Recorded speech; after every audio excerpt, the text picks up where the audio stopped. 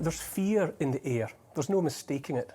It's made all the more noticeable by the fact Britain has never, not in my memory at least, been a fearful place. And for the longest time, the British have not been a fearful people.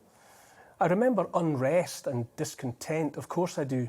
I remember righteous anger, but I don't remember the smell of fear.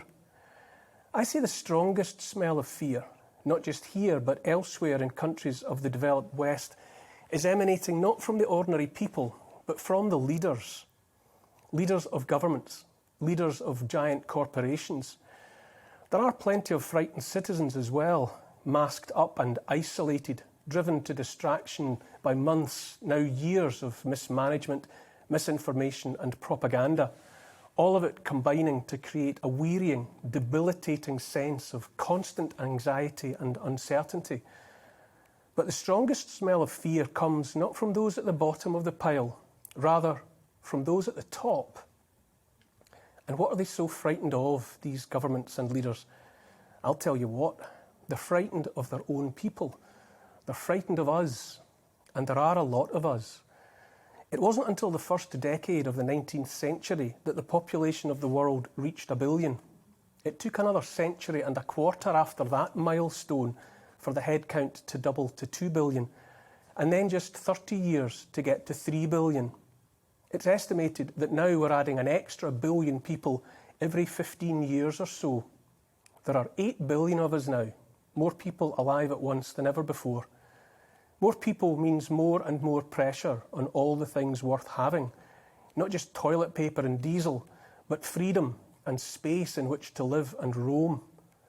While the many queue and squabble over loo roll and gas for the tank, because that's where the mainstream media is goading us to look, the leaders tell us our troubles are all our own fault anyway.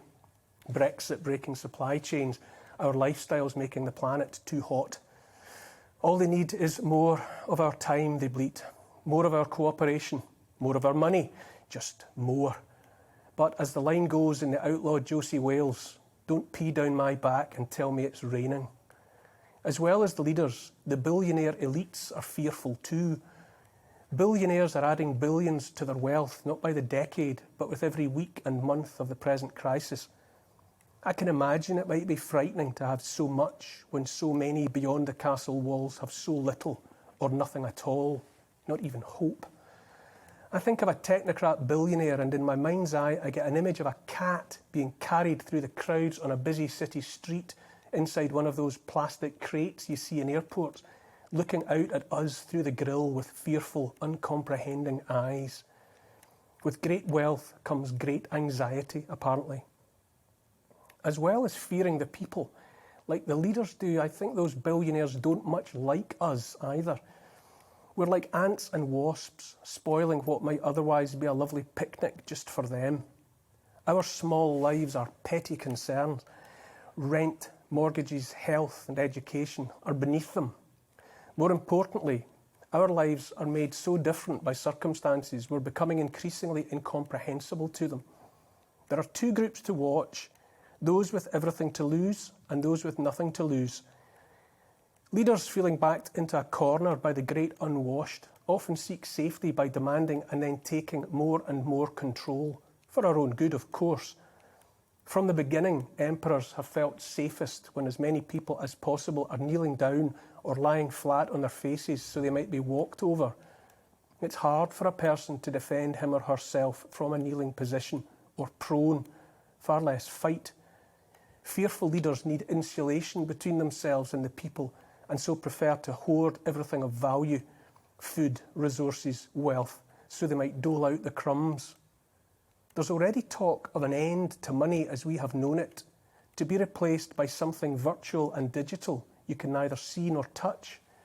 Imagine a world where it's not you that decides how much of your money you can spend on beer or meat or a holiday, but an algorithm making that decision for you, for your own good. Fear makes the fearful lash out. Australia makes for shocking viewing right now. Black-clad enforcers dressed and armed more like stormtroopers than police and beating citizens with sticks, firing rubber bullets at them, kicking and kneeing them while they lie pinned and helpless on the ground, men throttling women. My family and I spent time in Australia. My kids went to school there and learned and sang the national anthem of those days. I clearly remember the line, "Australians all, let us rejoice, for we are young and free." Not so much now, apparently. Is Australia the canary in the coal mine, the weather vane showing which way the wind is blowing? Your guess is as good as mine. What we have now is an unholy alliance between fearful leaders and contemptuous billionaire technocrats. Together they have the tools to take all and keep all. Never in the field of human relations has so much been taken from so many by so few.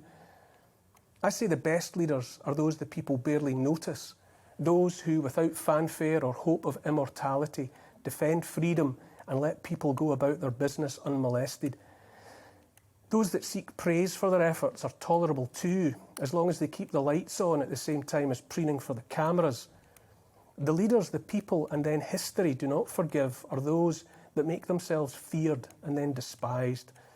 Remember at all times that your life is your own, and your hopes and dreams weigh the same as those of any emperor or billionaire. They're frightened. You can smell it. It smells like victory. Hold the line. Welcome to the GB News YouTube channel. You can watch us live 24 hours a day, catch up on your favourite shows, and join in the conversation in the comments below.